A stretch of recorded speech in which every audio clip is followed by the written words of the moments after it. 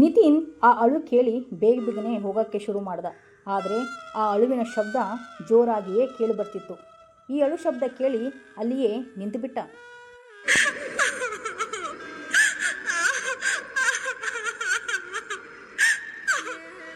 ಅರೆ, ಅದೇ ಅಳು ಶಬ್ದ ಮತ್ತೆ ಕೇಳಿ ಬರ್ತಾ ಇದೆಯಲ್ಲ. ನನಗನ್ಸುತ್ತೆ ಯಾರೋ ಸಮಸ್ಯೆಲಿದ್ದಾರೆ ಅಂತ. ಹಾಂ, ಯಾರು ನೀನು?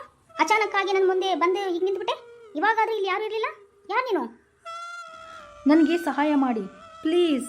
ನಾನು ಇಲ್ಲಿ ಬೆಳಗ್ಗೆಯಿಂದ ಇಲ್ಲೇ ಇದ್ದೀನಿ. ಸುಮಾರು ಸಮಯದಿಂದ ಸಹಾಯ ಕೇಳ್ತಾ ಇದ್ದೀನಿ. ಯಾರು ಕೂಡ ನನಗೆ ಸಹಾಯ ಮಾಡ್ತಾನೇ ಇಲ್ಲ. ಅದಕ್ಕೆ ನೀವು ನನಗೆ ನೋಡಲಿಲ್ಲ ಅನಿಸುತ್ತೆ. ಪ್ಲೀಸ್. ಏನು ಸಹಾಯ ಮಾಡಬೇಕು ಇಷ್ಟು ಕತ್ಲಲ್ಲಿ ನಿಮಗೆ? ನಾನು ದೊಡ್ಡ ಸಮಸ್ಯೆಯಲ್ಲಿದ್ದೀನಿ. ಪ್ಲೀಸ್ ನನಗೆ ಸಹಾಯ ಮಾಡಿ. ಸಿಟಿಯಿಂದ ಬಂದ ಕೆಲವೊಂದು ಹುಡುಗರು ನನ್ನ ಹಿಂದೆ ಬಿದ್ದಿದ್ದಾರೆ. ತುಂಬ ಕಷ್ಟಪಟ್ಟು ಅವರಿಂದ ತಪ್ಪಿಸ್ಕೊಂಡು ಬಂದಿದ್ದೀನಿ. ನಾನಿಲ್ಲಿ ಒಬ್ಬಳೇ ಇರುತ್ತೇನೆ. ಆದರೆ ಇಲ್ಲಿ ಯಾರೂ ಇಲ್ಲಿ ನನಗೆ ಸಹಾಯ ಮಾಡಲು ಬರ್ತಾ ಇಲ್ಲ. ನೀವು ನನಗೆ ಒಬ್ಬರೇ ಒಳ್ಳೆಯವರು ಅಂತ ಅನಿಸ್ತಾ ಇದೆ. ಸಹಾಯ ಮಾಡ್ತೀರಾ ಪ್ಲೀಸ್? ನಾನೇ ನಿಮ್ಗೆ ಸಹಾಯ ಮಾಡಬೇಕು? ನೀವು ನನಗೆ ಒಬ್ಬ ಒಳ್ಳೆಯ ಸಹಾಯ ಮಾಡೋ ವ್ಯಕ್ತಿ ಅನಿಸುತ್ತೆ. ನೀವು ನನಗೆ ಸಹಾಯ ಮಾಡಿ ಪ್ಲೀಸ್. ಹಾಂ, ನೀನು ಏನು ಯೋಚನೆ ಮಾಡಬೇಡ.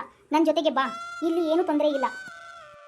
ನಿತಿನ್ ಅವಳ ಜೊತೆಗೆ ಮಾತನಾಡುತ್ತಾ ಗೆಳೆಯರು ಇರುವ ಜಾಗಕ್ಕೆ ಅವಳನ್ನು ಕರೆದುಕೊಂಡು ಬಂದ. ನಿತಿನ್ನನ್ನು ನೋಡಿ ಅವರ ಸ್ನೇಹಿತರು ದಂಗಾಗಿ ಹೋದರು. ಲೋ ನಿತಿನ್, ಇಷ್ಟೊತ್ತೆಲ್ಲಿ ಹೋಗಿದ್ಯೋ? ಏನೋ ಮಾಡ್ತಾ ಇದೀಯಾ ನೀನು? ಹಾಂ, ನಿಮಗೆ ಹೇಳದೆ ಮತ್ತೆ ಬಿಟ್ಟೆ ಕಣೋ. ಇವರನ್ನು ಪರಿಚಯ ಮಾಡಿಸಲು. ಇವಳು ರಸ್ತೆಯಲ್ಲಿ ಸಿಕ್ಕಳು ಕಣೋ. ಅರೆ, ಯಾರು ನಿನಗೆ ಸಿಕ್ಕರು? ಇಲ್ಲಿ ಯಾರು ಕಾಣ್ತಾನೆ ಇಲ್ಲ. ಅಲ್ಲ ಕಣೋ, ಇಲ್ಲಿ ಇದ್ದಾಳಲ್ಲ. ನಿತಿನ್ ತಿರುಗಿ ನೋಡ್ತಾನೆ. ಆದರೆ ಅಲ್ಲಿ ಯಾರೂ ಇರಲಿಲ್ಲ. ತಲೆ ತಿರುಗಿದಂತಾಯಿತು ನಿತಿನ್ಗೆ. ನಿತಿನ್ ಅವನು ಇಷ್ಟು ಹೊತ್ತು ಮಾತನಾಡಿದ ಆ ಹುಡುಗಿ ಕಣ್ಣ ಮುಂದೆನೇ ಇದ್ದವಳು ಎಲ್ಲಿಗೆ ಹೋದಳು ಎಂದು ಆಶ್ಚರ್ಯಪಟ್ಟ.